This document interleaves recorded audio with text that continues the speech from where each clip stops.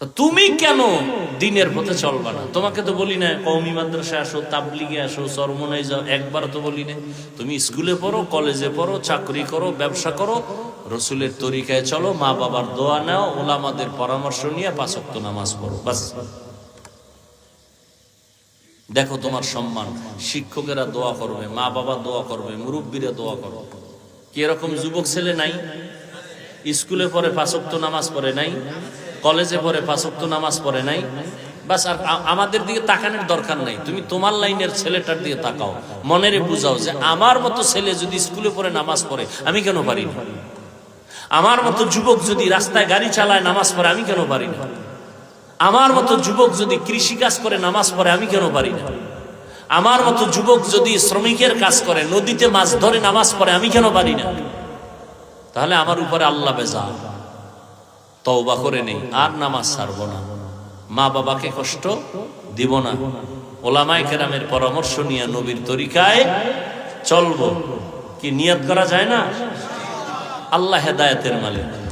তুমি আজকে এখানে আসো সুস্থ, কালকে তো এমনও ঘোষণা হতে পারে নাই। তুমি কি হতে পারে না?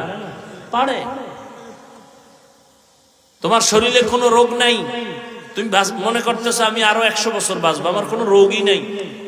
হঠাৎ করে বুকে ব্যথা উঠছে, মাকে বললাম মা আমার ব্যথা করে বুকে, ধরো। 5 মিনিটে দেখে প্রাণ পাখি চলে গেছে। ডাক্তার সবাই বলে এটা আমার ছেলের কোনো রোগ নাই, মরলো কেন? কারণ নতুন করে একটা রোগের জন্ম হয়েছে, হঠাৎ রোগ। নাম কি? নাম কি?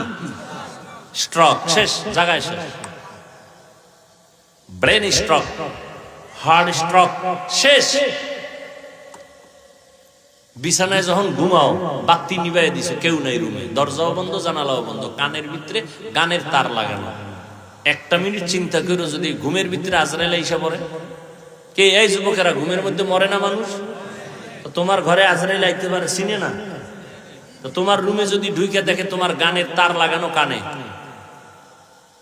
বেঈমানেরে বুঝাইলেও বুঝে ফেলতো, তওবা করতো। তুমি বুঝো না কেন? তুমি তো আল্লাহ মানো, নবী মানো, কোরআন মানো, হাদিস মানো, তোমাকে বুঝাইতে তো কষ্ট হয় কেন আমাদের? তুমি মানো না কেন? তোমার মতো বহু যুবক আছে, চরিত্র ভালো, একটা নেশা পান করে না, কোনো নেশায় নাই, কোনো আড্ডায় নাই, এরকম ভালো যুবক নাই? তা তুমি তার মতো হতে পারো না? তুমি কাজী নজরুল হতে পারো না? কবি নজরুল হতে পারো না? তুমি মরে গেলে ইতিহাসের বই আকারে ছাপানো হবে, এডিশন তৈরি হবে। তুমি নিজেকে নিয়ে ভাবো না কেন?